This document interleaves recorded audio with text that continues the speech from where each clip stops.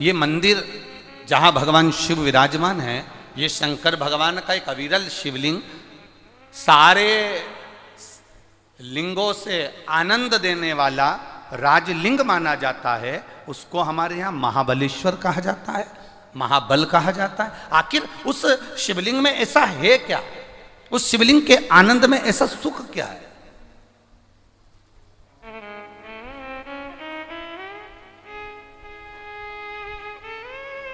एक ब्राह्मण की एक बेटी थी जिसका नाम था सोमनी। बड़ी सुंदर थी, उसके चेहरे पर एक आकर्षण था, केश लंबे, मुखाग्रविंद सुंदर, स्वरूप सुंदर। ब्राह्मण ने सोचा कि मेरी बेटी बड़ी हो गई है, अब इसका विवाह कर देना चाहिए। अब ब्राह्मण ने विचार कर कर उस सोमनी का विवाह एक ब्राह्मण बालक से कर दिया। बालक भी बड़ा सुंदर था, बड़ा आकर्षण था उस बालक के चेहरे।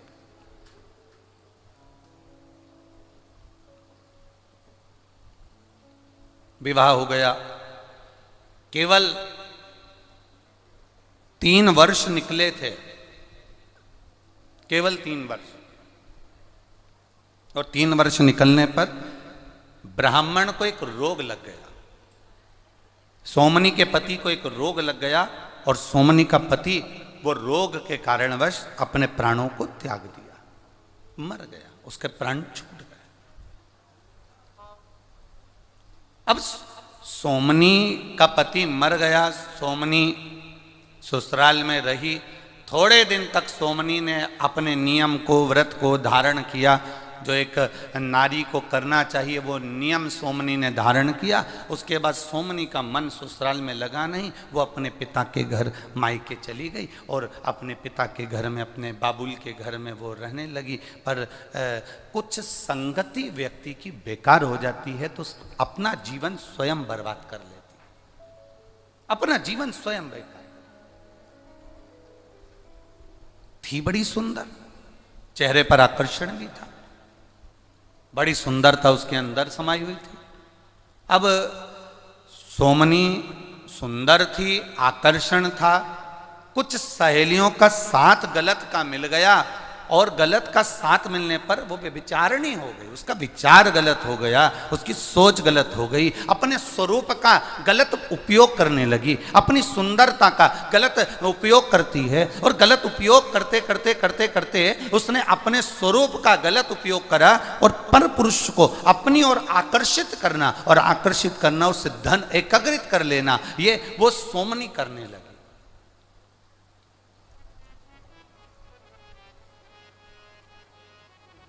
वो सोमनी कर रही है। एक विचार अपने अंदर उतार कर रखिएगा मेरी जीजियों, एक विचार अपने अंदर उतार कर रखना मेरी बहनों। अपने अंदर एक विचार को लेकर बैठना कि हमारी सुंदरता, हमारा स्वरूप, हमारी देह, हमारा शरीर, हमारी सुंदरता, शिव पुराण कहती है ये किसी को लूटने के लिए या किसी को बर्बाद करने के लिए नहीं, हमारी सुंदरता भगवान के भजन के लिए प्राप्त होती है, भगवती स्मरण के लिए प्राप्त होती है।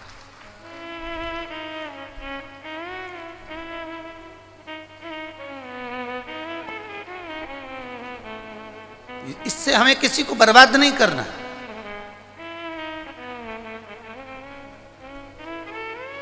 इस सुंदरता से हमें किसी को नष्ट नहीं करना। सोमनी ने अपनी सुंदरता का फायदा उठाया,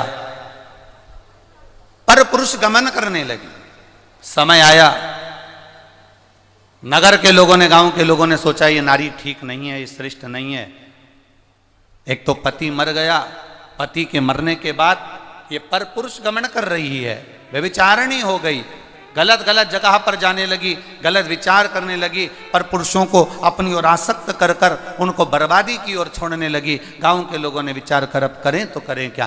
गांव के लोगों ने ब्राह्मण से कहा आपकी बेटी के लिए हम क्या कहें, पिता का दोष क्या होगा उसमें, ये संगत का दोष होता है। गलत संगति अगर हमें मिली है तो उसका दोष हमारे ऊपर आ ही जाता है।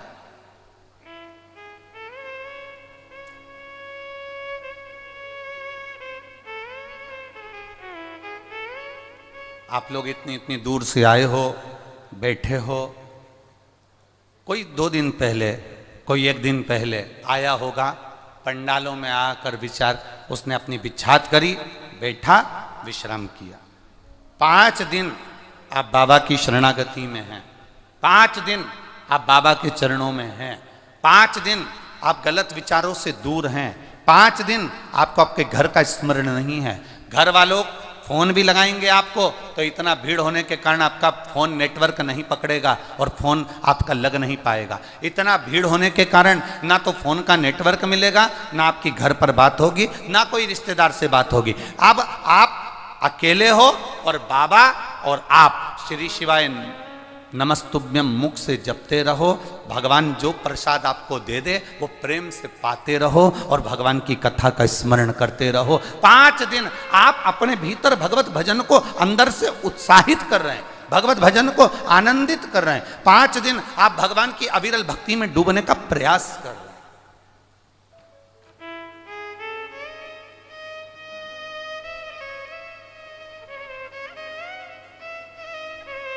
वो कहे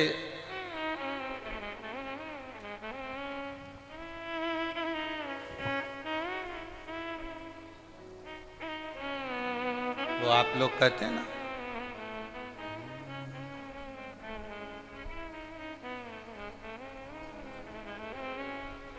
नैना लड़ गए डमरू वाले से, अब घर में कैसे जाऊं।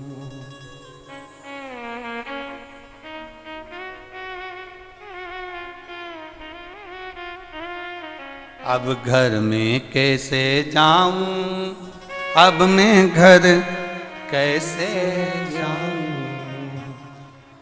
अरे नैना लड़ गए डमरू वाले से, अब मैं घर कैसे जाऊं।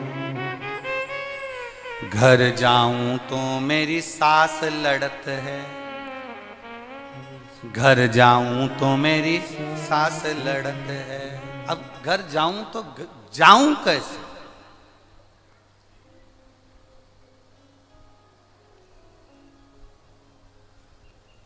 अरे घर जाऊं तो मेरी सास लड़त है, सत्संग में डमरू वाले के, अब घर जाऊं तो कैसे। सत्संग में डमरू वाले के, अब घर जाऊं तो कैसे। नैना लड़ गए डमरू वाले से, कैसे घर जाऊं, कैसे पहुंचूं मैं।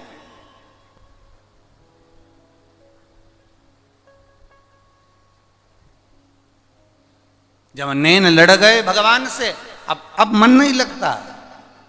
अरे घर जाऊं तो मुझे गर्मी लगत है। अब बोलो, यहाँ इतनी धूप पड़ रही है, तुम लोगों को गर्मी लग रही है? बोलो बोलो, जम के बोलो जरा। अरे घर जाऊं तो मुझे गर्मी लगत है, यहाँ पंखा चल रहा भोले का, मैं जाऊं करूं क्या जाकर मैं। जब यहां स्वयं मेरा शिव थोड़ी थोड़ी देर में, शंकर की उदारता क्या है, शिव कथा का आनंद क्या है। आप बैठे हो थोड़ी देर, आपका मन जब तक कथा में लगा है आपको गर्मी का महसूस नहीं होगी, गर्मी का एक अंश भी आपको नहीं लगेगा। पर जैसे ही आपका मन उच्चिष्ट हुआ, जैसे ही मन आपका दूर हुआ, जैसे ही मन आपका कथा से दूर हुआ, वैसे ही आपको गर्मी लगना चालू हुई और आपने तुरंत पंखा झेलना प्रारंभ करा। अर्थात भगवान शिव की कथा, भगवान शंकर की एक उदारता, शिव तत्व अपने आप हमारी अग्रण्य होता है। हमें लगता है कि हमारा शिव हमारे साथ में है, हमें लगता है हमारा शंकर हमारे साथ में है, हमें लगता है हमारा शिव तत्व हमारे साथ में है। अपने विचारों से दूर हो गए। ब्राह्मण से कहा, सोमनी के पिता से कहा, सुनो तुम उस सोमनी के पिता हो, तुम सोमनी के बाबू लो, पिता हो, हमारा निवेदन आप स्वीकार करेंगे। हम आपकी बेटी को अब यहां नहीं रख सकते अपने गांव में, हम आपकी बेटी को जंगल में छोड़ना चाहते हैं।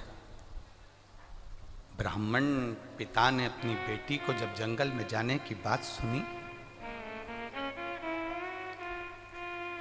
नैनों से जल बह गया पिता के, और पिता के नैनों से जल बह रहा है, पिता के नैनों से जल गिर रहा है।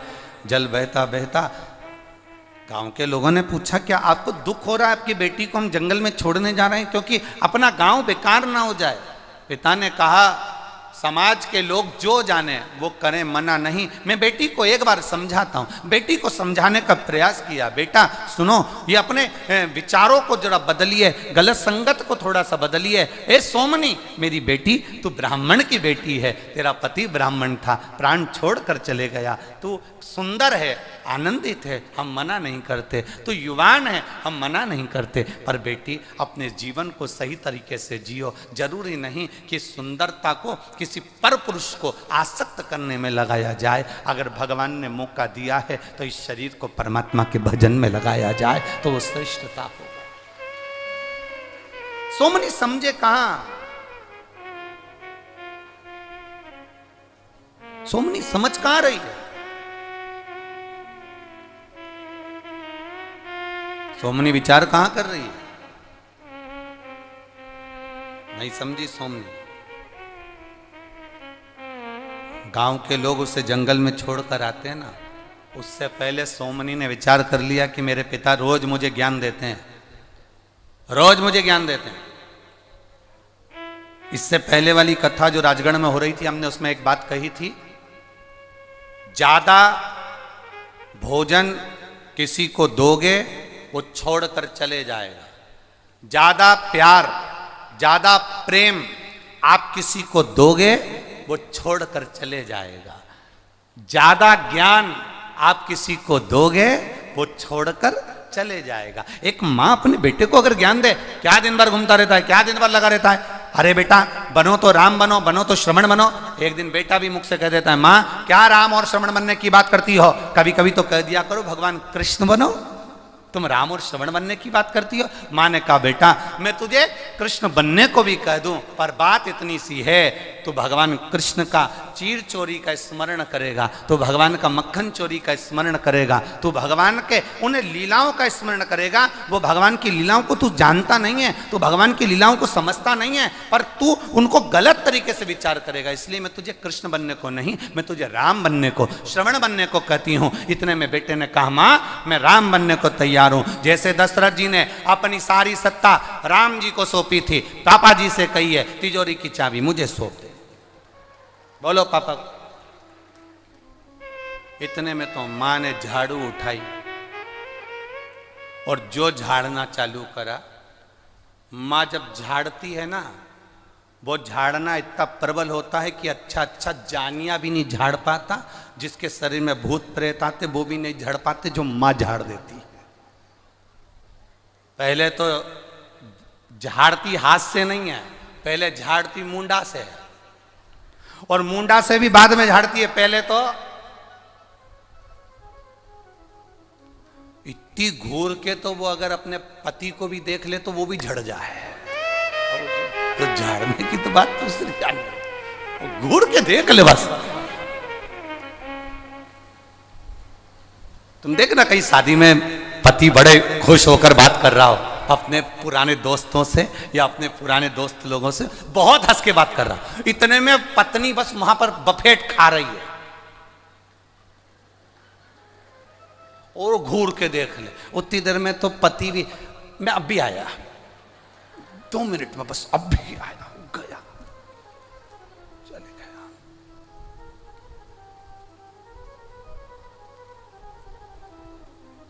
कोई पूछ रहा था, गुरुजी लेडीज तो मालूम पड़ जाती है, स्त्री मालूम पड़ जाती है कि मांग भरी है तो शादी हो गई, मंगलसूत्र पहनी है शादी हो गई, पांव में बिछुड़ी पहनी है शादी हो गई, पुरुष को कैसे मालूम पड़ता है कि शादी हो गई? हमने कहा भरी सभा में सब हंस रहे हो और वो चुप बैठा हो, समझ लेना हो गई, समझ जा, हो गई उसको, वो चुप बैठा है, मौन।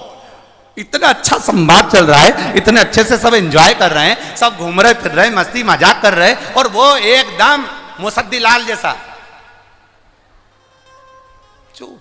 समझ जाओ, हो गई, बस इतनी में समझदारी हो गई, समझाया।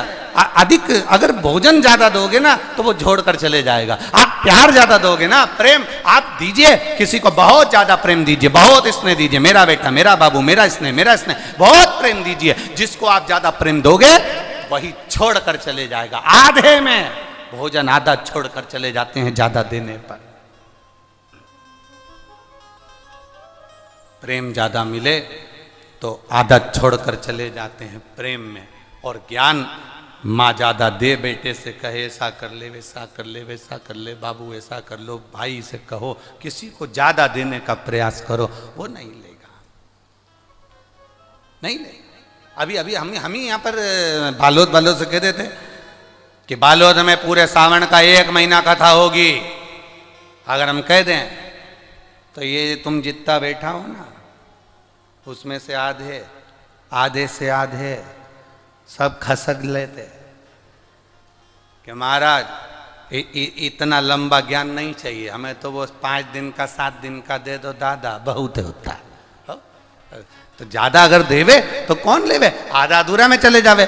तो यहाँ तो शिव पुराण कह रही है, भोजन ज्यादा दोगे आधा छूट जाएगा, प्यार ज्यादा दोगे आधा छूट जाएगा, ज्ञान ज्यादा दोगे आधा छूट जाएगा। और ब्राह्मण ने अपनी बेटी सोमनी को समझाया, सोमनी सुन बेटा ऐसा है। बेटी को समझाया तो बेटी के दिमाग में कहाँ आया, और बेटी अपने पिता का घर छोड़कर भाग गई, एक जंगल में चली गई। जंगल में उसको लगा कि अब ये गलत आ गई, मैं अच्छा पिता के घर रह रही थी, अपने बाबुल के घर रह रही थी, पर जंगल में मैं आ गई। और जंगल में पहुंचने के बाद सोमनी का मन नहीं लग रहा, अब करूं तो करूं क्या। विचार करा क्या करा जाए। माँ घूम रही थी, अब मेरी सुंदरता किस काम की इस जंगल में, मेरी इतनी सुंदर युवान अवस्था किस काम की इस जंगल में। अपने विचारों को मनन चिंतन कर रही थी, तभी एक जंगल में रहने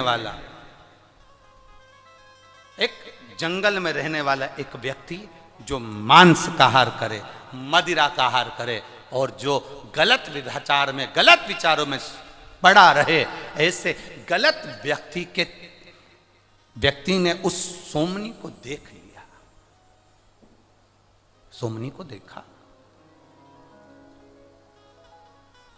और देखकर उसने देखा कि बड़ी सुंदर है, तो बड़ी आकर्षणता है इसके अंदर, बड़ी सुंदर है ये। सोमनी को बुलाया उसने। सोमनी जाने को तैयार नहीं, क्योंकि दिखने का अच्छा नहीं था, बुरा लग रहा था, बड़ा भयंकर था, डरावना था। सोमनी उससे भागी, वो पकड़ कर लेकर आया, अपने भवन में रखा। सोमनी भूख से बिलक रही थी, उसने भोजन दे दिया। उसने किया, थोड़े थोड़े समय के बाद उन दोनों का स्नेह बढ़ा, दोनों ने प्रेमवश आनंद में विवाह कर लिया। अब सोमनी भी उसके जैसी हो गई, जैसे वो मांस का आहार करता है, सोमनी ब्राह्मण की बेटी होकर भी मांस का आहार कर रही है। जैसे वो मदिरा का पान करता है, सोमनी मदिरा का पान कर रही है। वो जैसे जैसे वो गलत विचारों में पड़ा हुआ था, सोमनी वैसे वैसे विचारों में पड़ती चली गई। समय बीतता बीतता बीतता बीतता 1.5 वर्ष हो गए, 2 वर्ष हो गए। एक दिन पत्नी सोमनी भी मदिरा का नशा कर कर धुत थी, और पति भी मदिरा के नशे में कहीं चले गया था। ये ढूंढने के लिए गई, पर पति मिला नहीं, मिला नहीं। क्या करा जाए, क्या करूं, पति नहीं मिल रहा, नशे में धुत।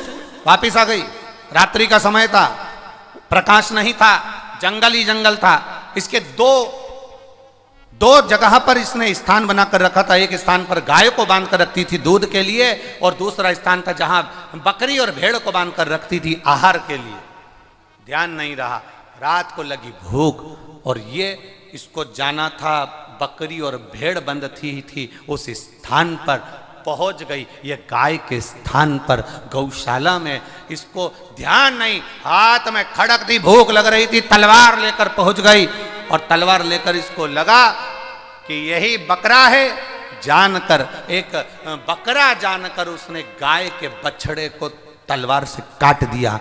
काटा, खींचती खींचती अपने कमरे में, अपने कक्ष में लेकर आ गई। कक्ष में लेकर जो आई, और आने के बाद में उसने जो थोड़ा सा प्रकाश में देखा कि मुझसे गलती हो गई, बकरे की जगह ये गाय का बछड़ा मर गया, और उसके मुख से निकल गया शिव शिव। उसके मुख से निकल गया 2 बार। क्या निकला है? जम के बोलो जरा, शिव शिव। मुख से निकल गया शिव शिव, 2 बार निकला मुख से।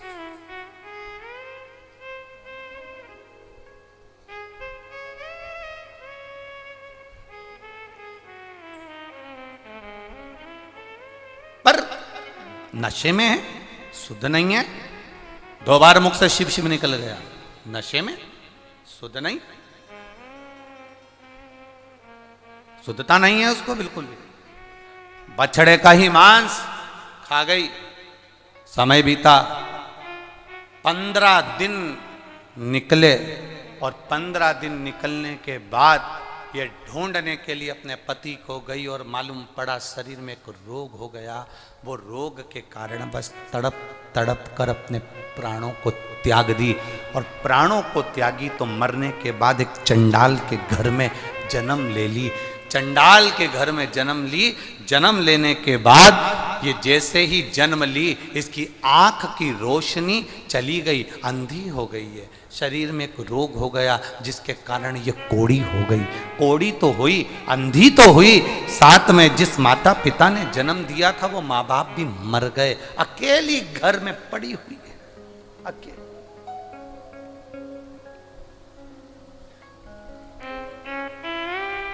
तड़प रही है, बिलख रही है।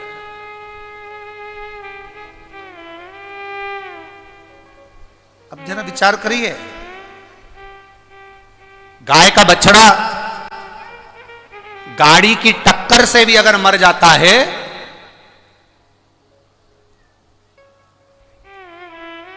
तो व्यक्ति को मरे हुए कुत्ते के अंदर जो इल्लियां पड़ती हैं उस इल्ली का जन्म लेना पड़ता है। जरा ध्यान दीजिएगा।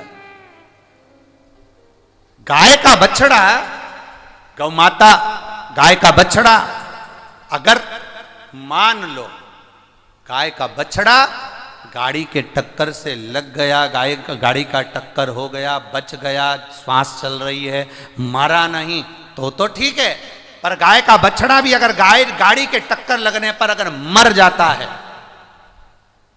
प्राण छूट गए, तो जो कुत्ता सड़ा, मरने के बाद जब सड़ता है, मरने के बाद जब सड़ता रहता है, उसके सड़ने पर जो कीड़े पड़ जाते हैं, जो इल्ली पड़ जाती है, उस मरे हुए कुत्ता जब सड़ता है तो उसके पास में एक सफेद कलर की इल्ली पड़ जाती है। वो इल्ली का जन्म उस बछड़े को मारने वाले को लेना पड़ता है। इल्ली का जन्म प्राप्त होता है। तो अब यह कथा बहुत विचित्र है सोमनी की। तो सोमनी ने तो बछड़े को मारा था, पर इसको तो मरे हुए कुत्ते जो सड़ गया है उसमें इल्ली का जन्म होना था। फिर ये 94 लाख नरकों का जो व्याख्यान वर्णन करा है गरुड़ पुराण के अंतर्गत, तो इसको तो इल्ली का जन्म लेना था। फिर ये वापिस चंडाल के घर में बच्ची बनकर जन्म ली, फिर चंडाल के घर में बेटी बनकर जन्म ले ली, फिर चंडाल के घर में इसका जन्म हो गया। तो आश्चर्य की बात तो यह है कि इसको मनुष्य देह वापिस कैसे मिल गया। उसका कारण केवल एक था, इसने 2 बार मुख से क्या बोला था, शिव शिव कहा था, इसलिए इसका वो सड़े हुए कुत्ते की इल्ली नहीं बनी, ये मरने के बाद वापिस मनुष्य की देह प्राप्त हो गई, वापिस मानव का शरीर मिल गया। पर मानव का शरीर भले मिल गया, पर शरीर अच्छा कहां मिला। कोड़ का रोग, अब कोड़ी का रोग हो गया, आंख से अंधी हो गई, माता पिता भी चले गए, दर दर भटकती है, लोग त्राड़ देते हैं, खाने को नहीं मिलता है, भिक्षा मांगती है। समय बीता, समय बीतते बीतते बीतते बीतते तब किसी ने कहा कि यहाँ नजदीक में गोकर्ण क्षेत्र में महाबल शिव का मंदिर है, उस महाबल शिव के मंदिर में शिवरात्रि का मेला भरा है, शिवरात्रि का मेला भरा है। बस इसके मन में आ गया, सब वहां जा रहे होंगे, भीड़ बहुत हो रही होगी, अगर मैं भीख मांगूंगी तो मेरी झोली में भी बहुत सारा मिल जाएगा, कोई मुझे कपड़े पहनने को दे देगा, कोई मुझे भोजन करने को दे देगा। ये विचार कर कर सोमनी उस महाबलेश्वर में, महाबल के मंदिर के पास में, गोकर्ण क्षेत्र में भीख मांगने के लिए दरबता ठोकर खाती खाती, कौड़ी है शरीर से, आंखें नहीं, अंधी है बाल्यावस्था से, और पहुंच गई महाबल के मंदिर में। अब वहां इसके शरीर में इतनी गंध आ रही थी, इतनी कौड़ की गंध आ रही थी कि कोई इसके पास में नहीं आ रहा था, कोई इसके पास नहीं गया। इसीलिए शास्त्र कहता है महाराज,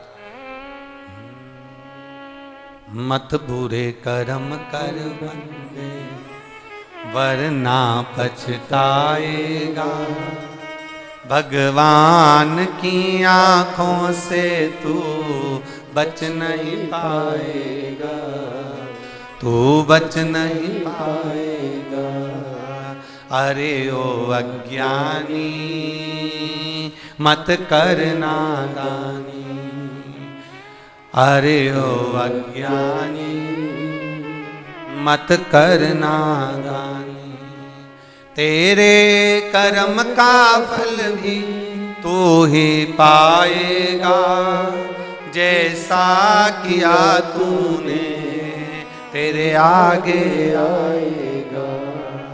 मत बुरे कर्म कर बंदे वरना पछताएगा, भगवान की आंखों से तू बच नहीं पाएगा, तू बच नहीं पाएगा। अरे ओ अज्ञानी मत कर नादानी, क्यों हम गलत करते? जाएगा जब यहाँ से कुछ भी ना पास होगा, 2 गज कफन का टुकड़ा तेरा लिबास होगा। जब जाएगा कुछ नहीं जाने वाला, सब धरा रह जाएगा। धरा का धरा पे, धरा की धरा रह जाए, यहीं का यहीं। शिव कथा कह रही है, सोमनी शरीर में कौड़ी का रोग हो गया, नेत्र की ज्योति चली गई, बचपन से अंधी, आंख से कुछ दिखता नहीं।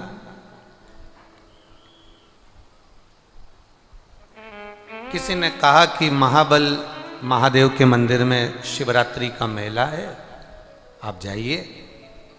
लोगों से पूछा, इतना इतना हड़कंपा मचा हुआ, इतनी भीड़ जा रही है, ये सब कहाँ जा रही है? उसको दिखता नहीं था पर कानों से श्रवण करती।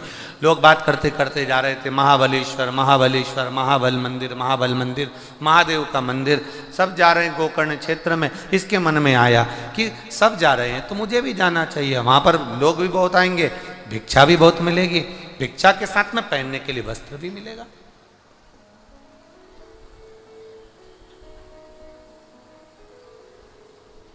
किसी भी भाव से जाओ, पर शंकर के दरवाजे तो पहुंची ना। एक पत्र आया है, देखिए। पत्र तो आपने इतने लिख दिए कि पढ़ने में 2-4-8 दिन लग जाएंगे बाबा। हो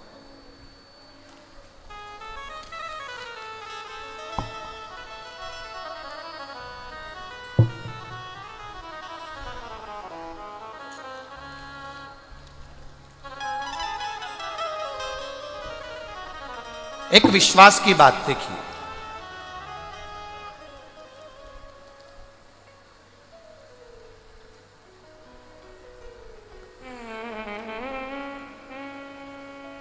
गुरुजी, मैं रायपुर छत्तीसगढ़ की निवासी हूं। अभी 2 माह पहले इन्होंने अपना नाम शायद इसमें नहीं लिखना, भूल गई होंगी, पर कहीं बैठी हो तो हाथ ही जरूर हिला देना। अगर कहीं बैठे हो तो हाथ हिलाइएगा। मैं रायपुर छत्तीसगढ़ की निवासी हूं गुरुजी। अभी 2 माह पहले मई 2023 में मेरी पुत्री के आंख में अचानक से दर्द हुआ और कुछ दिनों में उसकी एक आंख तिरछी हो गई। जिन्होंने पत्र लिखा है, अगर कहीं बैठी हो तो हाथ हिला सकती हैं। जिन्होंने भी लिखा हो, अगर बैठी हो तो हाथ हिला सकती हैं। एक आंख तिरछी हो गई और उसे एक आंख से दिखाई देना बंद हो गया। उसे हम तुरंत डॉक्टर के पास लेकर गए। डॉक्टर ने कई प्रकार की जांचें और बताई और उसे आंख की जांच करने के बाद आया कि उसकी आंख में कैंसर हो गया। आंख में कैंसर हो गया, जिसका इलाज तुरंत ही शुरू करना होगा।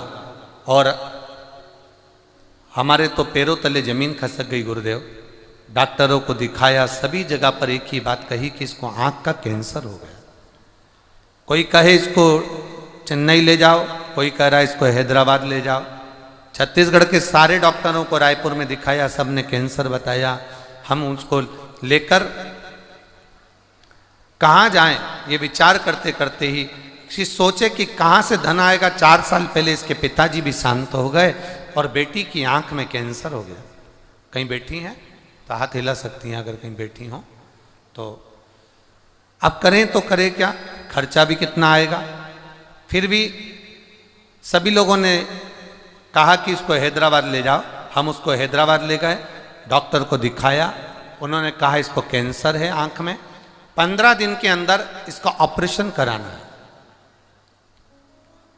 15 दिन दिए, हम उस बेटी को लेकर वापिस आ गए।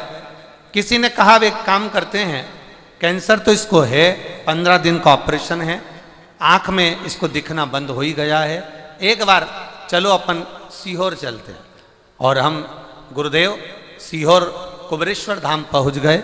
वहां से एक रुद्राक्ष लिया है, कंकर लिया है। रुद्राक्ष को पानी में गलाते, शिव जी को चढ़ाते, कंकर का पूजन करते। हमने सोचा 15 दिन बाद तो ऑपरेशन है ही, वही शिव जी का चढ़ा हुआ जल इसको पीने को देते और इसकी आंखों में लगाते। बाबा हम क्या वर्णन करें, क्या बाबा का हम क्या गुणगान करें गुरुदेव। हमने बाबा से प्रार्थना कर कर हमारे घर के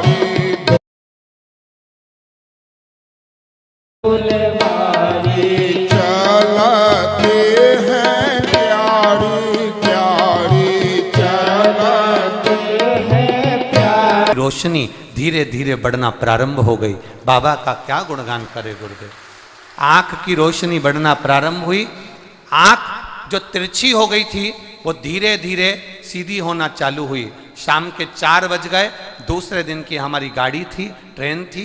हमारा वो आंख धीरे धीरे शाम को 4 बजे तक अपने स्थान पर सही हो गई और उसकी रोशनी बढ़ गई। हम जब हैदराबाद इसको लेकर गए तो डॉक्टर ने कहा ना तो इसको कैंसर है ना इसको ट्यूमर है, इसका कैंसर ठीक हो गया है। ये शिव तत्व जो घड़ी है।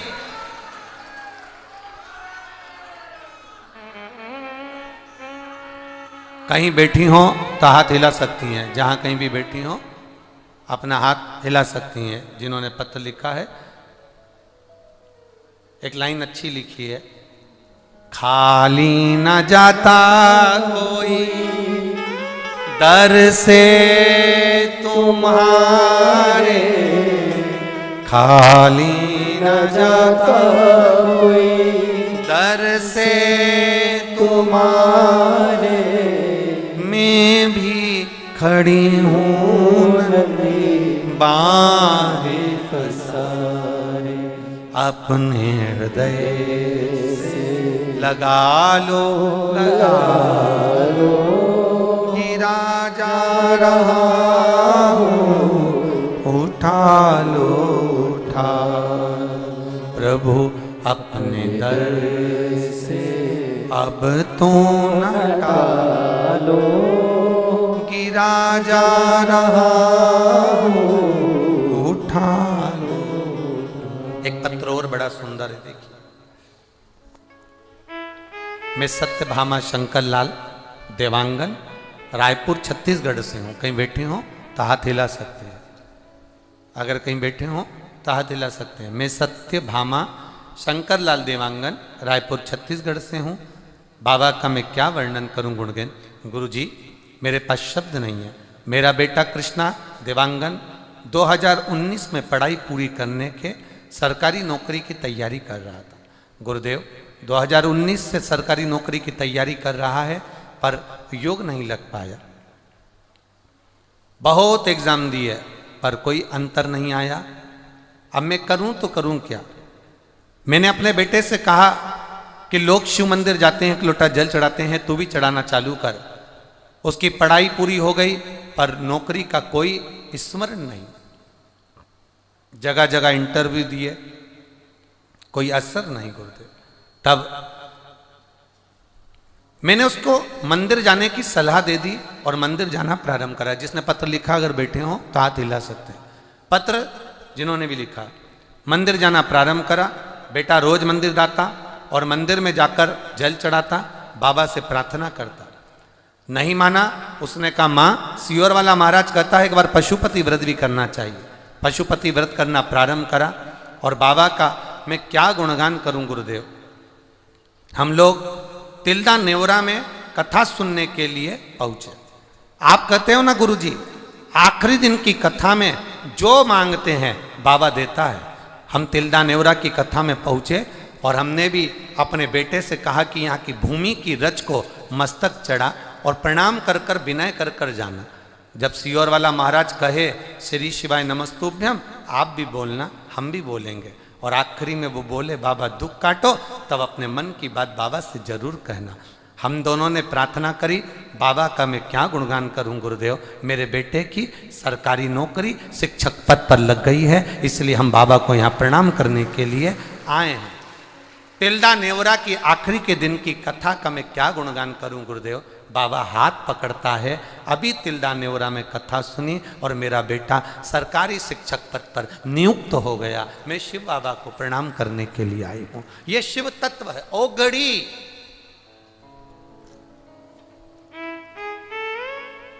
ये शिव ओघड़ी है। जो एग्जाम वो 2020 में दे चुका था, जो परीक्षा वो 2020 में दे चुका था, उस परीक्षा का रिजल्ट आने ही नहीं वाला था। कुछ उम्मीद नहीं थी, छोड़ चुका था। पर बाबा ने तिल्दा नेवरा की कथा सुनी और दिल से कहा कि भोला सब दुख। हम तो आप लोगों को भी कहेंगे, अगर आपको ये लाइन आती है तो साथ बोला करो, ऊंचे स्वर में बोला करो, बाबा सब दुख ओ भोला सब दुख। शिव शंकर जपू तेरी माला, भोले बाबा जपू तेरी माला, भोला सब दुख काटो ओ भोला सब दुख काटो। आप दिल से जब प्रार्थना करते हैं, दिल से जब आप कहते हैं तो मेरा शिव, मेरा ओघड़ी, मेरा शंकर उसको श्रवण करता है, उसको सुनता है और सुनता है तो कृपा करता है। आप उसको स्वीकारें।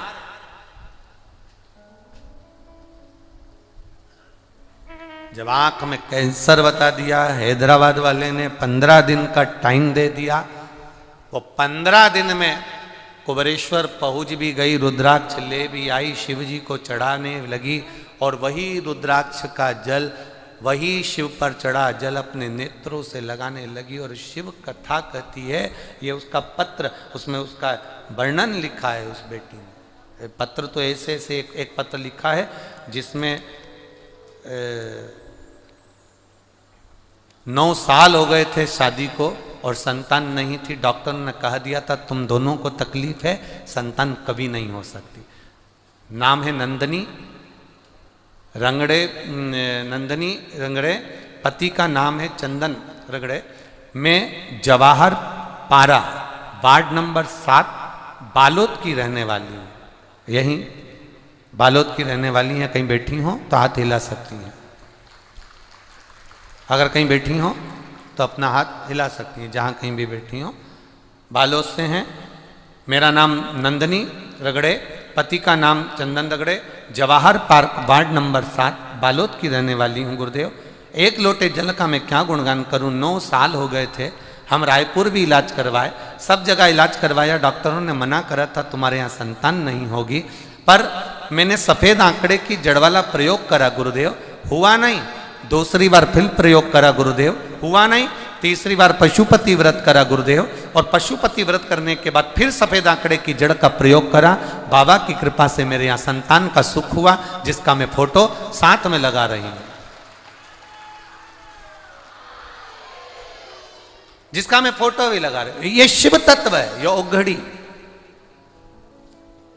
कह दे कोई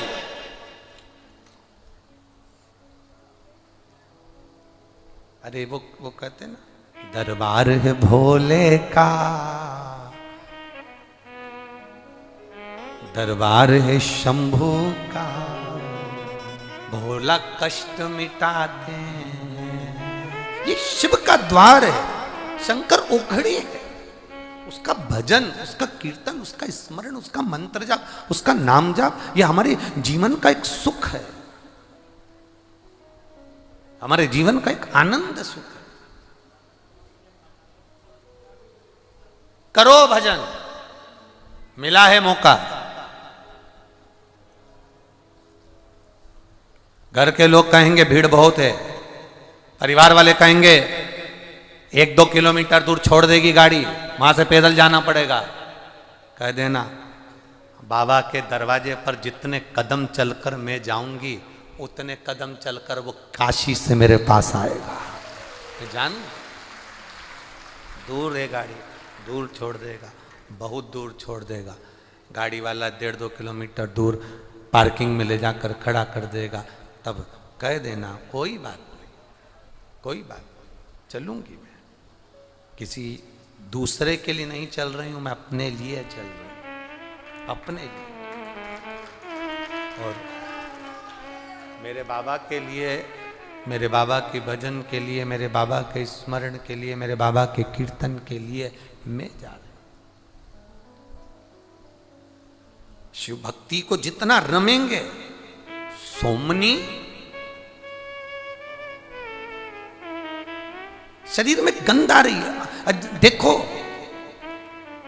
ब्राह्मण घर में जन्मी थी, पूर्व में शरीर का उपयोग सही नहीं करा,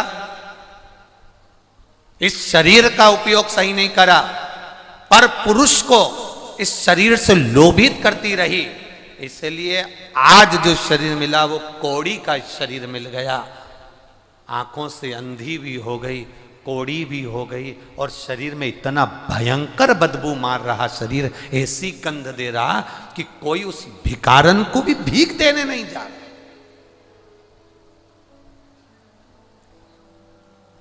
कोई उस भिक्षुक को भी भिक्षा देने के लिए जाने को तैयार नहीं। कौन भिक्षा देगा? दिन भर निकल गया, शिवरात्रि का दिन, मेला शिवरात्रि का। आपसे भी निवेदन है, आपके छत्तीसगढ़ में, आपके घर के पास, आपके नगर के पास, आपके क्षेत्र में कहीं शिवालय है, शिवरात्रि का दिन है, हम तो एक शिवरात्रि के लिए नहीं भी कहते, हम तो हमेशा कहते हैं कि 12 महीने शिवरात्रि का महीना, 12 महीने में हर महीने एक शिवरात्रि आती है। प्रयास करा करो कि उस शिवरात्रि पर कम से कम हम रोज ना जा पाएं तो शिवरात्रि पर शंकर के मंदिर तक जरूर जाएं, शिव का दर्शन जरूर करें और अपने जीवन को कृतार्थ जरूर करें। प्रयास करें। ये मणिलिंग शिव महापुराण की कथा चल रही है, रिटर्न बढ़ाइए थोड़ा।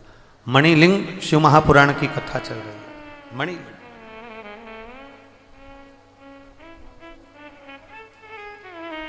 आप जितना स्मरण करें अपनी चित्तवृत्ति में, आप उतारिए उसको कथा में, आपका जीवन सार्थक होगा। बहुत सारे मिलेंगे आपको जो आपको तंत्र मंत्र साधना सब बताएंगे, थोड़ी बहुत बेल भभूति भी दे जाएंगे। और हमारे पास ना तो बेल भभूति है, ना मंत्र है, ना तंत्र है, ना साधना है। हमारे पास तो केवल एक है, सारी समस्या का हल। जम के जरा एक लोटा जल, और दूसरा है बोल बम का नारा है। बस इतना, उसके सहारे हमारी जिंदगी जिए, उसके बल पर हमारी जीवन जिए। कुछ नहीं होगा। आप जितना जितना भटकोगे उतना उतना दुख पाओगे। हमारी शिव कथा कहती है भगवान देवाधिदेव महादेव का चरित्र कह रहा है कि भटकना छोड़ो, ये सोमनी की कथा सुनो। काया मिली थी सुंदर, उसका उपयोग नहीं कर पाई। काया थी सुंदर, उसका उपयोग नहीं कर पाई। उपयोग नहीं करा, काया बिगड़ गई, लोगों को लोभित करने में लगी रही काया के माध्यम से। हमारा तो पुरुषों से निवेदन है, भगवान ने तुमको काया दी है, भगवान ने तुमको शरीर दिया है। इस काया का, शरीर का उपयोग किसी असहाय को, किसी कष्टप्रद जीव को, किसी दुखी को उसके दुख मिटाने में, तुम्हारे शरीर को अगर अच्छा बलवान बनाया है, सुंदर बनाया है, उस शरीर का प्रयोग किसी के कष्ट मिटाने में, किसी के दुख मिटाने में, किसी की तकलीफ की घड़ी में इस शरीर का प्रयोग करना। और मेरी माताओं से भी निवेदन है, अगर भगवान ने सुंदरता दी है, सुंदर बनाया है, आपका शरीर सुंदर है, आप सुंदर हो, भगवान की कृपा है आप पर, तो इस शरीर का सदुपयोग करिए। गलत जगह पर, गलत विचारों में शरीर को जाने ना दीजिए, गलत सोच की ओर ना, गलत विचारों की ओर। इस शरीर मिल तो गया, बहुत बहुत कठिनाई में प्राप्त तो हो गया, बहुत कठिनाई में मिल तो गया, पर इस शरीर का सदुपयोग हो जाए, ये सबसे बड़ी बात है। इस शरीर का सदुपयोग हो जाए।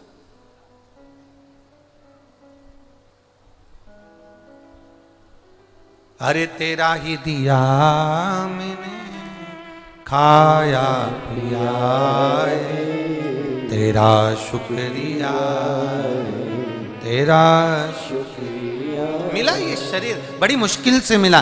सोमनी को शरीर मिला था, शरीर का सदुपयोग नहीं कर पाई, अपनी काया के मद में चूर रही, सुंदरता में चूर रही, अपने दिखावे में चूर रही, उस शरीर को संवारती रही। वो शरीर ऐसा खराब हुआ कि कौड़ी का रोग हो गया, नेत्र से दिखना बंद। गई महाबलेश्वर मंदिर में, गई महाबल के दरवाजे पर गोकर्ण क्षेत्र में, और वहां जाकर भिक्षा मांगने के लिए तैयार हो गई, खड़ी हो गई, और सुबह से लेकर शाम हो गई, पर भिक्षा के लिए उसको कुछ भी नहीं मिला, कुछ भी नहीं,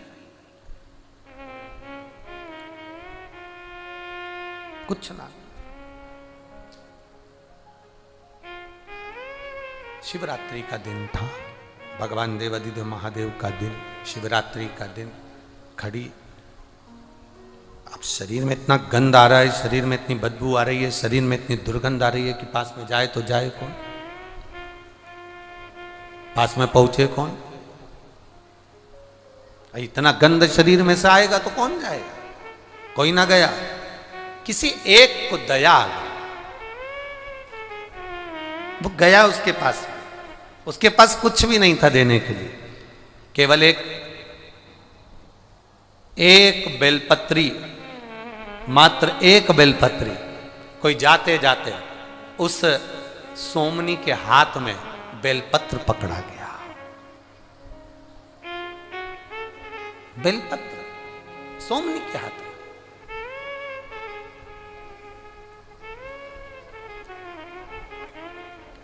पूर्व जन्म में जिसने 1000 गौ माता का दान करा होता है, 1000 गौ माता का दान किया होता है, बेलपत्री का वृक्ष उसके घर में लगा हुआ होता है।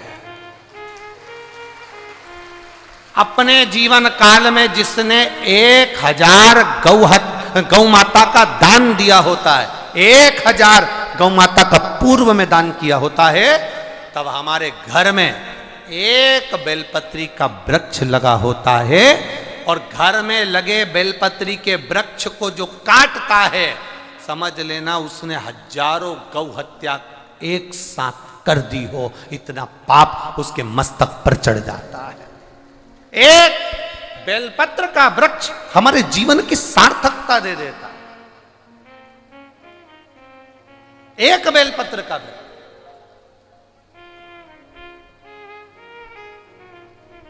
विष्णु पुराण को पढ़िएगा, कभी मौका मिले तो लिंग पुराण को पढ़िएगा, कभी मौका मिले तो गीता प्रेस गोरखपुर के शिव महापुराण को पढ़िएगा, कभी मौका मिले तो स्कंद पुराण को बड़े आनंद के साथ में पढ़िएगा, कभी मौका मिले तो देवी भागवत पढ़िएगा। उसमें लिखा है एक बेलपत्री अगर कोई देवाधिदेव महादेव को समर्पित कर देता है, या एक बेलपत्री कोई दुखी है और उसको भी अगर वो दान में एक बेलपत्र दे देता है तो शिव महापुराण की कथा कहती है आधा किलो सोने के सिंहासन पर शालिग्राम भगवान को सोने से श्रृंगार कर कर दान करने का जो पुण्य मिलता है वो एक बेलपत्र दान करने से प्राप्त हो जाता है। मात्र एक बेलपत्र।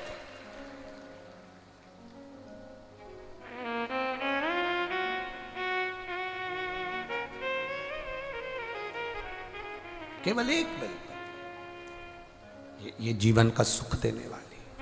अब वो सोमनी के हाथ में ब्राह्मण की जो कन्या थी जो चंडाल के घर में जन्मी थी, अब उसके हाथ में एक बेलपत्र कोई पकड़ा कर चले गया, एक बेलपत्र। अब उसने पैसा एक ऐसी चीज होती है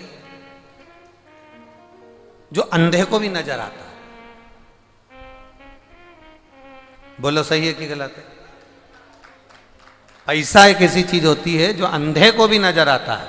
आप पैसा और एक पड़ा हुआ कागज का टुकड़ा, एक जैसी कटिंग करना कागज के टुकड़े की, बिल्कुल पैसे जैसी, और किसी अंधे व्यक्ति को वो कागज का टुकड़ा पकड़ा देना तो वो कह देगा मेरे को बेवकूफ समझता है, तो मुझे कागज का टुकड़ा दे रहा है, तो मुझे बेवकूफ समझता है। और अगर पैसा पकड़ा दिया तो पहचान जाए, मतलब पैसा अंधे को भी नजर आता है। तो जैसे ही सोमनी को वो दिया पत्ता बेलपत्र का, और बेलपत्र का पत्ता कोई देकर चले गया, वो कोई होगा शिव का भक्त, ओघड़ी होगा कोई, अड़भंगा होगा कोई, जिसने इसके शरीर में इतनी कोड़ी के शरीर की गंध तक ना ध्यान दी और उसके हाथ में एक पत्ता पकड़ा दिया बेलपत्र का। बेलपत्र का पत्ता आया।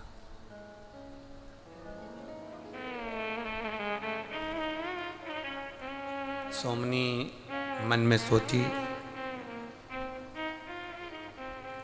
कोई पैसे देकर गया होगा, कोई धन देकर गया होगा, कुछ खाने का देकर गया होगा, कोई कपड़ा देकर गया होगा, कोई वस्त्र देकर गया होगा। सोमनी ने विचार करा, जरा देखो। सोमनी ने जो उसको हाथ में लिया तो हाथ में लिया तो वो पत्ता जो था, उसको नहीं मालूम कि ये बेलपत्र का है कि काय का, उसने तो बस पत्ते का स्पर्श करा। बताओ, मेरे को बेवकूफ बनाकर चले गया, कुछ भी ना दिया, ना खाने का दिया, ना ओढ़ने का दिया, ना पहनने का दिया, पत्ते को उठाकर फेंक दिया। वो बेलपत्र का पत्ता फेंका उस सोमनी, और बेलपत्र का पत्ता फेंक कर सोमनी लड़खड़ाती, ठोकरे खाती अपने घर की ओर जाने लगी। दिन भर शिवरात्रि का निकल गया, रात भर निकल गया, इसको ना भोजन मिला, ना रात को ये सो सकी, क्योंकि रात भर चलती चलती अपने घर की ओर चले जा रही है, भटक रही है। इसको नहीं मालूम कि आज शिवरात्रि है, और वो पत्ता जो इसने पटका था, हवा तेज चढ़ गई, और हवा जो चली तो वो पत्ता उड़ते उड़ते महाबलेश्वर के शिवलिंग पर जाकर गिर गया। शिवलिंग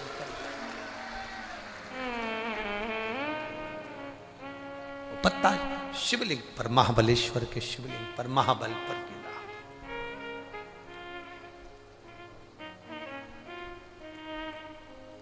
सुबह का ब्रह्म मुहूर्त था।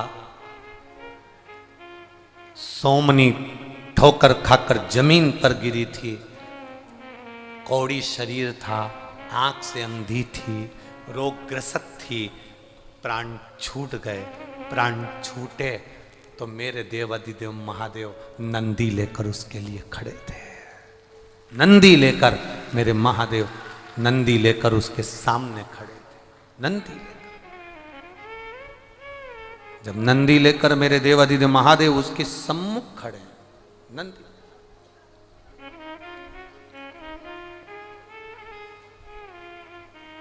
सारे गण शिवजी को देखकर कहे, प्रभु क्या ये ब्राह्मणी अपने शरीर का, जिसको घमंड था, शरीर का जिसने उपयोग सही नहीं करा, बछड़े को मार दिया, उसका मांस खा गई, चंडालिनी बन गई, आंख से अंधी थी, कौड़ी थी, शरीर बेकार था। और आप जिसने कोई पुण्य नहीं करा, उस पुण्य नहीं करने वाली को भी आप नंदी पर लेने आए, आप भोलेनाथ स्वयं चल कर आए। शंकर भगवान ने कहा जब इसके हाथ से बछड़ा मारा गया, मारते से इसके मुख से शिव शिव 2 बार निकला, परंतु ये गलत विचार में पड़ी हुई थी, इसलिए वो बछड़ा भी मांस भी उसका खा गई। ब्राह्मण होने के बाद भी ये अच्छा कर्म नहीं कर पाई। 2 बार शिव कहा था, इसलिए ये मरे हुए सड़े हुए कुत्ते की इल्ली नहीं बनी और ये एक चंडाल के घर में जन्म ले ली, पर शरीर इसका बेकार हो गया। उस 2 बार शिव बोलने के लिए ये महाबलेश्वर के मंदिर के पास भिक्षा मांगने शिवरात्रि के दिन पहुंच गई। शिवरात्रि के दिन इसने ना कुछ खाया ना पानी पिया, भिक्षा के लिए खड़ी रही, इंतजार करती रही, झोली फैलाती रही दरवाजे पर देवाधिदेव महादेव के, और पुकारती रही महादेव के दरवाजे पर, आवाज लगाती रही, कुछ नहीं मिला। दिन भर हो गया, कोई बेलपत्र देकर गया, फेंक दिया। वो बेलपत्र शिवरात्रि के दिन हवा में उड़कर शिव जी कहते हैं मेरे शिवलिंग पर जाकर गिर गया, और मेरे शिवलिंग पर जाकर गिरा। उसके बाद रात भर इसे नींद ना आई, रात भर जागती रही और कर्मटे बदलती रही। शिवरात्रि का इसने जागरण भी कर लिया, बेलपत्र भी चढ़ गया, खड़ी खड़ी इंतजार भी करती रही और व्रत भी पूरा हो गया। इसलिए शिव जी कह रहे हैं अब मुझे इसको कैलाश पर लेकर जाना पड़ेगा, इसको कैलाश पर।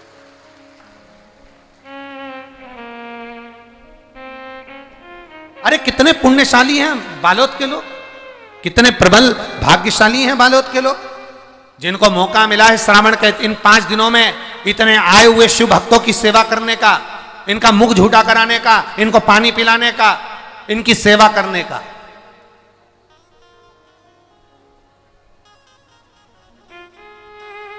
जोड़ा जोड़ा जोड़ा आखिरी में यहीं छोड़ दिया। बच्चों के काम आया, तुमने अपने लिए क्या किया? बीमा जमा करा,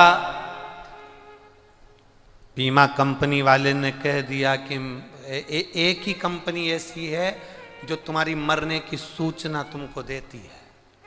तुम्हारे मुंह पर आकर कहते हैं, पति पत्नी दोनों सोफे पर बैठे रहते हैं, और बीमा वाला केवल एक ऐसा है जो तुम्हारे सामने आके पत्नी के सामने भी कह देता है मरोगे तो 5 लाख एक्स्ट्रा मिलेगा। एक ही कंपनी है। किसी पत्नी के सामने कोई पति के मरने की बात करके बता दे भला, बोलो री जी सही है कि गलत है? किसी पत्नी के सामने कोई कह दे कि तुम्हारा पति मरेगा तो ऐसा होगा, पर बीमा वाला बाकायदा चाय भी पिए, सोफा पे भी बैठे और पूरी फाइल देख देख के बोले देखो इतना रिकवर होगा, इतना जमा करोगे तो इतना मिलेगा, तुम्हारा एक्सीडेंट हो गया तो इतना मिलेगा। वो खुद कह रहा है तुम्हारा एक्सीडेंट हो गया तो इतना मिलेगा, और तुम मान लो मर गए, उसके मुंह पे कह रहा है। पत्नी बैठी सोफा पे बड़ी अच्छे पल्लू मल्लू लेके, और कंपनी वाले बोल रहे हैं जब तुम मरोगे तो इतना रिकवर इतना मिल जाएगा, उसमें से 5 लाख। तो पत्नी भी धीरे से बोली इतना कम मिल रही है, इतना कम। पत्नी भी बोली इतना। फिर बीमे वाले ने कहा भाभी सुनो तो, फिर भाभी जी घर पे है, भाभी तुम सुनो तो जरा। अब भाभी बोलिए, हाँ बोलिए। देखो ये तो एक प्लान बताया मैंने, दूसरा प्लान ऐसा ही है भाभी, उसमें थोड़ी रिकवर ज़्यादा। फिर उसने बताया कि देखो एक्सीडेंट का इतना है और मरने का इतना। इतने में भाभी जी बोली ये ठीक है, ये ठीक।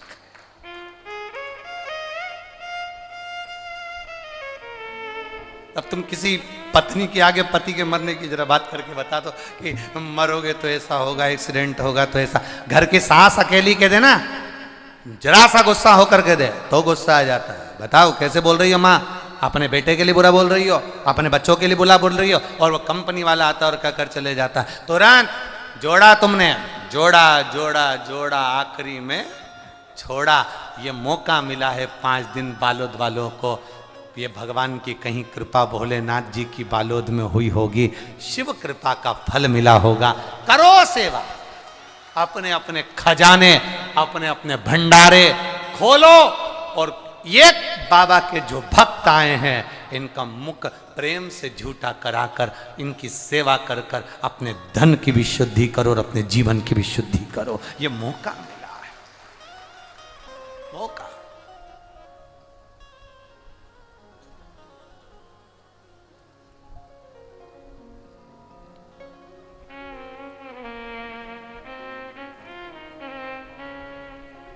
एक तिल्दा नेवरा में भी कथा हुई थी। वो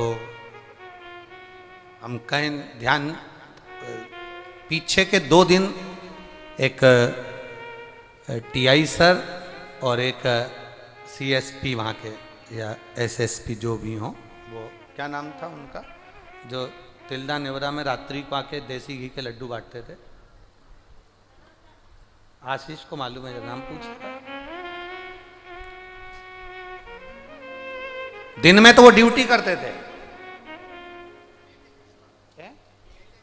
के कुशवाहा, वो वहां के ऑफिसर, 3 ऑफिसर मिल गए और तीनों ऑफिसर दिन में ड्यूटी करते कथा के पंडाल में तिल्दा नेवरा में, और रात्रि को जब कथा पूर्ण हो जाती, सब व्यवस्था सुचारू चलती रहती, तो वो तीनों पुलिस वाले, टीआई, एसएसपी, एसपी, वहां तीनों मिलकर रात्रि को देसी घी के, वो क्या नाम था, के कुशवाहा, के कुशवाहा, के कुशवाहा जी और उनके 3 ऑफिसर तीनों मिलकर रात्रि को घी के लड्डू बांटते लोगों को खड़े होकर बाकायदा। ये शिव तत्व है। ओ घड़ी,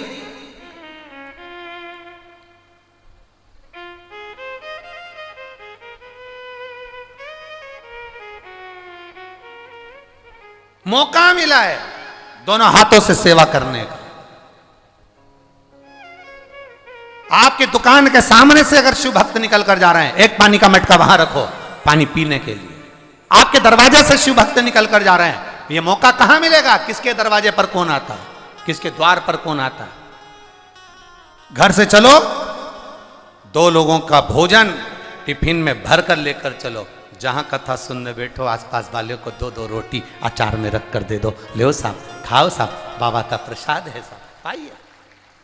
घर में जो भोजन, घर में जो खाते हो उसको भोजन कहते हैं, होटल में जो खाते हो उसको खाना कहते हैं, और भगवान की कथा में बैठकर जो खाते हो उसको प्रसाद कहते हैं। उसको भाव से पाइए, दिल से, हृदय से, चित्त से, आनंद से। ये मौका नहीं मिलने वाला। भगवान ने कोई कृपा करी होगी, जो बैठले सेवा समिति ने भी अधिक मास में, सावन के महीने में 2 महीने जो भंडारा चलाने का नियम लिया था, ये बाबा की कृपा से लगातार चलता रहा, और 5 दिन बाबा की कृपा है। और हमारे आशीष तो कह रहे थे, गुरुजी अगर बाबा कृपा करता रहे तो आप तो ये चतुर्मास में 16 श्राद्ध में और नवरात्रि में, और ये चातुर्मास पूरा कार्तिक के महीने तक, भादों का महीना, और ये पूरा श्राद्ध पक्ष में भी भंडारे जहाँ जहाँ कथा हो वहाँ चलने दें। बाबा की ये कृपा होगी, बाबा संभाले। तो ये आपके अंदर भी एक भाव उत्पन्न होना चाहिए, सेवा का भाव, एक आदर का भाव, एक सत्कार का भाव।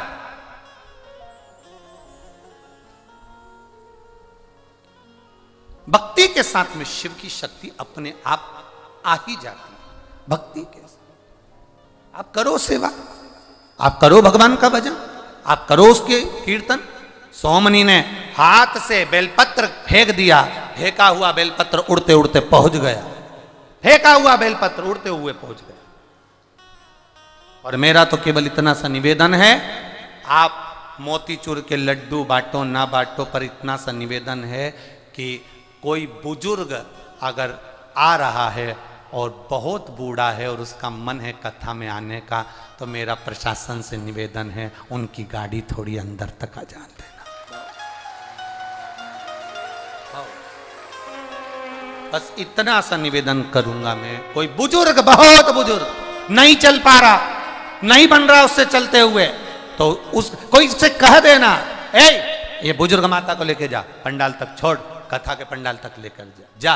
और नवयुवक बेटों से निवेदन करूंगा, तुम्हारी मोटरसाइकिल तुम दिन भर भुड़ भुड़ करते हो 100 रुपए का डीजल पेट्रोल डलवाकर, आपसे निवेदन करूंगा आपकी मोटरसाइकिल का प्रयोग करिए।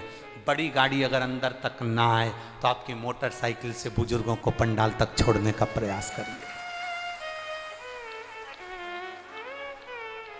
तुम्हारा दिया गया, तुम्हारा करा गया, तुम्हारा दान, भजन, कीर्तन, स्मरण खाली नहीं जाएगा। ये बाबा जब झोली भरेगा ना तो मालूम भी नहीं पड़ेगा कि 3 महीने में कितना देकर भेज देगा। ये तो पत्रों में, ये इतना पत्र है, इतना पत्र है पहले दिन कि हम क्या वर्णन करें। इसमें अगर पत्र को पढ़ोगे तो तिल्दा नेवरा में केवल अभी कथा सुनी है लोगों ने, और इसमें से कम 50 से 60 पत्र ऐसे हैं जो तिल्दा नेवरा के हैं कि हमने कथा सुनी थी और बाबा ने ऐसी कृपा करी। कितना समय हुआ तिल्दा नेवरा को?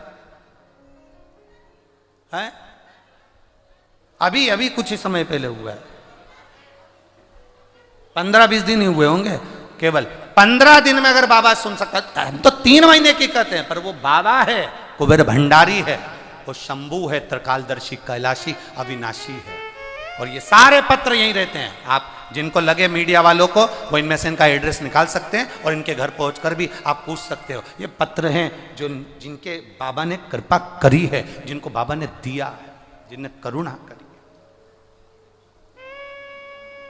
और ये विश्वास के साथ कहते हैं, दिल से अगर आपने सुनी है कथा तो 3 महीने के अंदर दूसरी जगह जहां कथा में होगा वहां पर एक पत्र तुम्हारा भी लिखा हुआ वहां पहुंचा होगा। मेरे बाबा ने मुझे करुणा करी, मेरे बाबा ने, ये उसकी कृपा है। अरे लुटा दिया भंडार काशी, कर दिया माला माल काशी, लुटा दिया, हाँ लुटा दिया, लुटा दिया, हाँ लुटा दिया, अरे लुटा दिया भंडार काशी वाले, कर दिया माला माल काशी वाले। ये उसकी उदारता। सोमनी के हाथ से गया पत्र शिव जी पर गिर गया। भूलवश भी एक बेलपत्र, भूलवश भी अगर हमारे हाथ का छुआ हुआ शिव जी को चढ़ जाता है तो ये समझ लें कि कहीं भोलेनाथ ने तुमको याद किया है और तुम्हारे ऊपर कृपा होने वाली है, करुणा करने वाला है शिव, इसलिए पत्र पहुंच गया है। एक बेलपत्र में वो आनंद है, एक बेलपत्र। क्या सुख है बेलपत्र, क्या सुख। इतने बड़े बड़े लोगों ने रिपोर्टें भेजी है, अपनी मेडिकल की पूरी जांचें और रिपोर्टें सब लगा दी, पूरी जांचें और रिपोर्ट लगा दी है मेडिकल की पूरी जांच। और गंभीर गंभीर बीमारियां, जिस बीमारी को लिखने में, उस पत्र में लिखा कि इस बीमारी को लिखने में मेरी आंख में आंसू आ रहे हैं, मैं कैसे लिख दूं अपने पति के लिए कि ये बीमारी है। और डॉक्टरों ने कह दिया ऑपरेशन करना पड़ेगा। मैंने डॉक्टर से कहा केवल 3 दिन दे दो, 3 दिन बाद ऑपरेशन करवा देंगे। और 3 दिन केवल कभी मंदिर नहीं गई, केवल 3 दिन मंदिर गई और शिव जी की बेलपत्र लाकर मेरे पति को खिला दी और ये ऑपरेशन टल गया। ये जांच, ये रिपोर्ट सब धरी की धरी है, सब रखा। ये शिव तत्व की प्राप्ति है, ये शंकर औघड़ी है। क्या देगा, क्या करेगा, किसी को नहीं मालूम।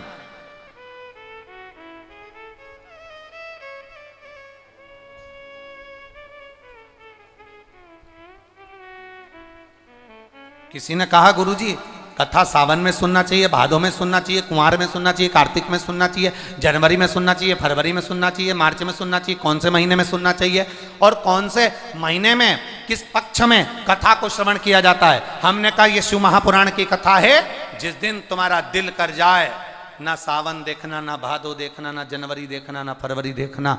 जब तुम्हारा मन करे तब बाबा के पंडाल में बैठकर या टीवी के सामने आस्था चैनल पर तुम्हारा दिल कर जाए उस दिन आसन लगाना जमीन पर और बैठ जाना। 2 चीजें जमीन पर बैठकर करना चाहिए। एक जीमना, जीमना जानते हो? बोलो, जम के बोलो जरा। एक जीमन जमीन पर बैठकर करो और एक भजन जमीन पर बैठकर करो।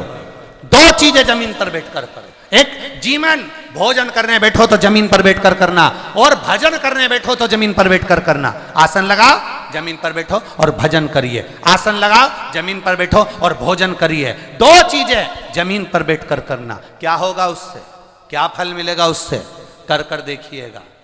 केवल जिसको शुगर हो, और शुगर जिसके शरीर में है, उसको नियम बना लेना चाहिए कि मैं कुर्सी पर, टेबल पर बैठकर नहीं खाऊंगा, मेरे शरीर में कष्ट है। बहू, एक काम कर, जमीन पर एक मोटा सा आसन लगा दे, मैं धीरे से बैठूंगा, वहां बैठकर मैं खाऊंगा। भोजन करो, और भोजन करने के पहले एक बेलपत्र शिव पर चढ़ी हुई, और भोजन करने के बाद एक बेलपत्र शिव पर चढ़ी हुई। केवल 3-4 दिन खाकर देखो, और शुगर का लेवल जांच करवाना, वो लेवल में मिलेगी आपको। भोजन जमीन पर बैठकर करा जाए, भजन जमीन पर बैठकर करा जाए। जमीन का तत्व हमारे शरीर में होगा तो हमारे जीवन के रोगों को समाप्त करेगा। आजकल तो घर में भी तो बाइयों चप्पल पहने देवी होन, घर में भी चप्पल पहन रही हैं। रसोई घर में चप्पल, हाल में चप्पल, खुद के कमरे में चप्पल, बाथरूम जाए तो चप्पल। जमीन का तत्व तो शरीर से लग ही नहीं पा रहा, नहीं लग रहा, इसीलिए ब्लड प्रेशर, शुगर, थायराइड, आंखों में चश्मा।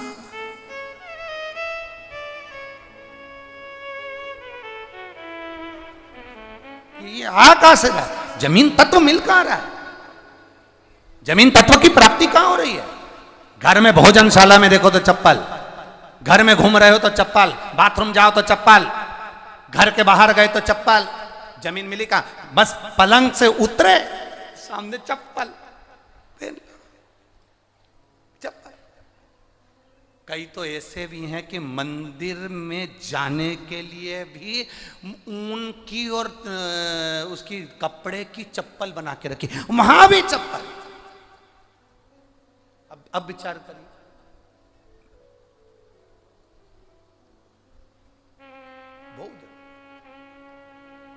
भोजन भजन बैठकर करना प्रारंभ कर दो। जब तुम बैठकर करोगे, थोड़ा सा तुम्हें भले लगेगा कि गुरुजी मेरे को तो डॉक्टर ने कुर्सी पर बैठने का बोला है, मेरे शरीर में कष्ट है, मेरे शरीर में रोग है। देखो, अगर तुम अंदर से बलवान हो ना, अंदर से अगर बलवान हो ना, तो बड़े से बड़े रोग को हराने की सामर्थ्यता तुम्हारे अंदर है। और अगर तुम अंदर से बलवान नहीं हो तो रोग तुम्हें घेरता चले जाएगा। अंदर से बलवान हो गया ना, शरीर में कष्ट आ गया, तकलीफ आ गई शरीर के अंदर, रोग आ गया शरीर के अंदर, कष्ट आ गया, कोई बड़ी बीमारी भी दिख रही है कि शरीर के अंदर आ गई, थोड़ा दिन दुर्वा को लाइए। क्या लाओगे? जम के बोलो जरा। दुर्वा, दुर्वा देखिए सब लोगों ने, दुर्वा, दुर्वा के नीचे का जो भाग होता है, जब आप दुर्वा तोड़ेंगे तो ऊपर हरा हरापन रहेगा, नीचे थोड़ा थोड़ा हल्का हल्का सा पीलापन रहेगा, सफेदपन रहेगा, रहता है उसमें। दुर्वा को तोड़ते हैं तो जब दुर्वा आप लेकर जाएं, देवादिदेव महादेव की अशोक सुंदरी वाली जो जगह है, उस अशोक सुंदरी वाली जगह पर 7 दुर्वा का बल आप अशोक सुंदरी वाली जगह पर किसी भी सोमवार को समर्पित करें और उस दुर्वा को उठा कर लिया। 7 दुर्वा 7 दिन तक उसको गीले कपड़े के अंदर अच्छी दबा के रख लें और 7 दिन एक दुर्वा प्रतिदिन खाली पेट उसको खाना चबा चबा कर प्रारंभ करिए। और शरीर में अगर कमर में भी दर्द है, घुटने में भी दर्द है और पीठ में, कंधे के पास अगर दर्द है, 7 दिन खाकर देखना, धीरे धीरे धीरे धीरे वो दर्द अपने आप समाप्त होना चालू हो जाएगा। वो दुर्वा का आनंद हमारे जीवन में, क्योंकि भूमि तत्व को हमें मिल रहा है, भूमि तत्व से हमें प्राप्त हो, हम छोड़ दिए। ना हमारा भजन जमीन पर है, ना हमारा भोजन जमीन पर है, हम छोड़।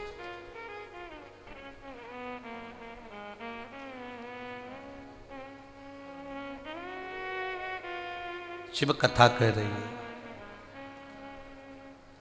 शिव महापुराण की कथा कह रही है। बाबा देवाधिदेव महादेव से कह दिया, भगवान शंकर से कहा, बाबा आप और इसको लेने के लिए आए, आप आए हो इसको लेने के लिए?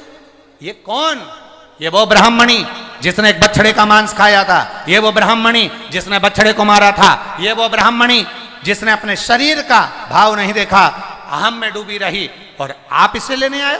देवाधिदेव महादेव ने कहा, इसने 2 बार मुख से शिव कहा था, मनुष्य की देह मिल गई थी, मनुष्य की देह मिलकर ये शंकर के दरवाजे पहुंच गई। शिवरात्रि का दिन था, भूल से भी अगर कोई शिवरात्रि के दिन देवाधिदेव महादेव पर लोटा भर जल चढ़ा देता है, भूलवश भी बेलपत्र चढ़ा देता है, आपको नहीं स्मरण आवे। हम इसलिए कहते हैं रोज शिव मंदिर जाओ। आपको नहीं मालूम कि आज सोमवार की अष्टमी है, आपको नहीं मालूम कि आज शिवरात्रि है, आपको नहीं मालूम कि आज प्रदोष है, आपको कुछ नहीं मालूम कि आज कौन सी तिथि है।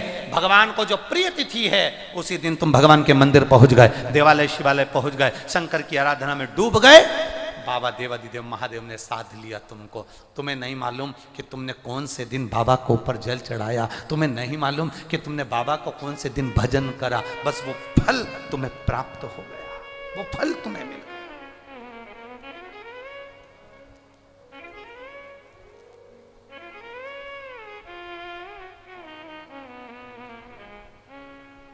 सोमनी के लिए नंदी तैयार है। सोमनी के प्राण जो छूटे देवाधिदेव महादेव के, नंदी का स्पर्श कर रही है सोमनी, और स्पर्श कर कर नंदी का देवाधिदेव महादेव की ओर देखकर सोमनी कह रही है, मेरे जैसा पाप बहुत मैंने जो करा, ऐसा पाप दुनिया में कोई नहीं करा होगा। भोलेनाथ, आप मुझे लेने के लिए आए, मेरे जैसे पापी जीव को, मेरे जैसे पाप करने वाले जीव को आप लेने आए हो?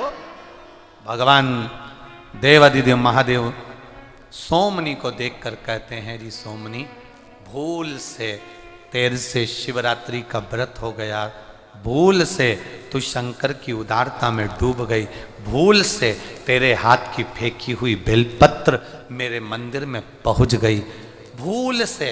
और आपसे भी कहेंगे, अगर आप हकीकत में एक बेलपत्री का पौधा नहीं लगा सकते तो भूल से कभी एक बेलपत्री का पौधा कहीं पर भी लगा देना।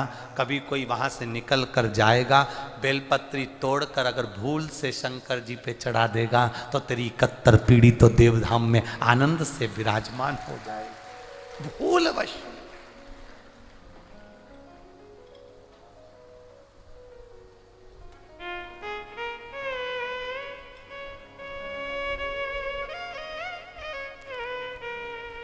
कि ये शिव तत्व को पहचाना जाए।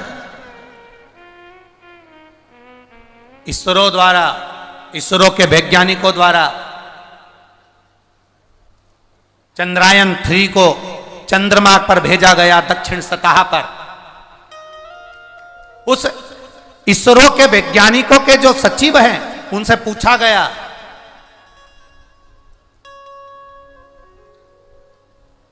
कि ये सारी वैज्ञानिकता, ये सारे रिसर्च जितने करे जा रहे हैं, वैज्ञानिक जितने रिसर्च कर रहा है, ये सारे रिसर्च आप कहां से लेकर आते हैं?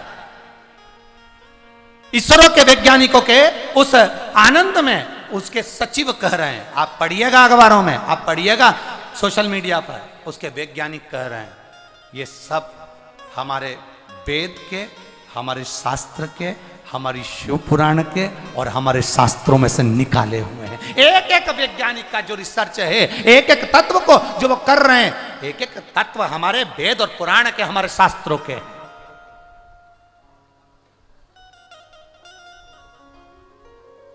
कैसे नकार दे दुनिया। लोग कहते हैं सीहोर वाला महाराज तो बस टोटका बता देता है, टोटके का महाराज है। तो तुम जो समझो, तुम जो समझो, हम टोटका वाला समझो चाहे फोकटा वाला समझो, तुम्हारी मर्जी हो वो समझो, पर इतना जरूर करना कि ये टोटके वाला महाराज अगर टोटका भी बता दे तो कर तो लो, कर लोगे तो तुम इतर जाओगे। बहुत है उतना, मंदिर तक तो जाओगे ना, शिवालय तक तो जाओगे ना। जब सोमनी के हाथ की बेलपत्र फेंकी हुई शंकर जी के पास उड़ के चली गई और उसको कैलाश मिल गया, तो तुम टोटका समझकर भी अगर शंकर के दरवाजे चले गए तो कैलाश चले जाओगे। हो गया कल्याण उतने में, बस बहुत है। करना क्या है उसके, तुम जाओ तो उसकी चौखट पर पहुंचो, तो उसके दरवाजे तक जाओ तो।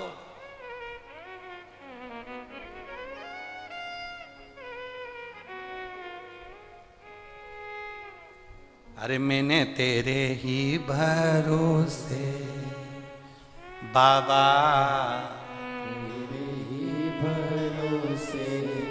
बालोद वालों को आता है क्या? बोलो जरा, मैंने तेरे ओ बाबा तेरे ही हवा बिच उड़ती जावांगी बाबा डोर हत्तू छठी नाम कटी जावांगी भोले मैं तेरी पतन शंभो मैं तेरी हवा बिच उड़ती जावांगी बाबा डोर हत्तू छठी नाम कटी। जावांगी। आप उसके गुणगान का आनंद, उसके हाथ में तुम कैसे भी जाओ, उसके दरवाजे पर कैसे भी पहुंचो, चाहे तुम कुछ भी कहो, पर एक बार मेरे महादेव के दरवाजे तक जाओ तो सोमनी के हाथ की फेंकी हुई बेलपत्र मेरे बाबा तक पहुंच गई, तो उसको कैलाश धाम मिल गया। आप टोटका समझकर चले जाओ चाहे फोटका समझकर चले जाओ, तुम जाओ तो जब बेलपत्र कैलाश धाम तक पहुंचा सकती है, तो बेलपत्र की जगह आप स्वयं जब जाओगे तो बाबा करुणा करेगा ही, ये निश्चित है, कल्याण करेगा करेगा।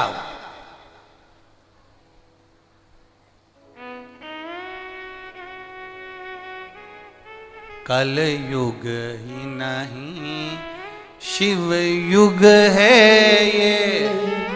कौन सा युग? कल युग नहीं है, शिव युग है। गया कलयुग। आज एक एक गांव में, नगर नगर में, शहर शहर में, मोहल्ले मोहल्ले में, क्षेत्र क्षेत्र में, कॉलोनियों में, सोसाइटियों में पहले होटल में भीड़ मिलती थी, लाइन लगाना पड़ती थी। चाउमीन खाने की भीड़ मिलती थी, लाइन लगाना पड़ती थी। आज शंकर मंदिर में जल चढ़ाने की लाइन लगाना पड़ती है। इसी को शिव युग कहते हैं। यह कलयुग नहीं, ये कल युग ही नहीं शिव युग है ये। कल युग ही नहीं शिव युग है। भगतों का दुखड़ा काटन है, भगतों का दुखड़ा। ये शिव युग है, जिस युग में हम देवादिदेव महादेव को पाने के लिए लाइन लगाकर खड़े हैं, जिसको पाने के लिए हम जल लेकर खड़े हैं, जिसको पाने के लिए हम बेलपत्र लेकर खड़े हैं। आज तक कौन खड़ा हुआ है साहब? शंकर जी भी फ्री बैठे रहते थे, लोग आराम से चले जाते थे, लोटा भर के चढ़ा जाते थे। आज के जमाने में शंकर जी सबसे व्यस्त, सबसे व्यस्त। पार्वती जी से भी बात नहीं कर पा रहे, इतनी व्यस्तता है उनकी। भोलेनाथ, पार्वती जी तो 3-4 बार बोल चुकी, नवरात्रे आ रहे हैं, हमें थोड़ा सा डर लगा हुआ है। शंकर जी बोले कौन सा? नवरात्रे में, अब की बार नवरात्रे में हमको देखेंगे भी कि नहीं देखेंगे? सब तुम्हारे में ही लगे हुए हैं, टेंशन है। एक दिन गणेश जी ने भी कह दिया भोलेनाथ जी से, पिताजी पिताजी बोले क्या? हम भी आने वाले हैं, टेंशन है। जब कोई भारी पार्टी दिखती है तो बाकी की पार्टियां टेंशन में आ जाती हैं, टेंशन है। तो पिताजी बोले क्या क्या करें? तो अब इतने में शंकर भगवान ने बोला चिंता मत करो, जितनी भी मूर्तियां गणेश जी पृथ्वी पर तुम्हारी अब की बार बनेगी उसके साथ शंकर जी साथ रहेंगे। शंकर जी की भी मूर्ति गणेश जी के साथ सब बिठाए, सब जगह जगह शिव है, गणेश है, सब। कहा? चारों तरफ कलयुग में शिव युग आया है, महादेव ये तेरा रचा।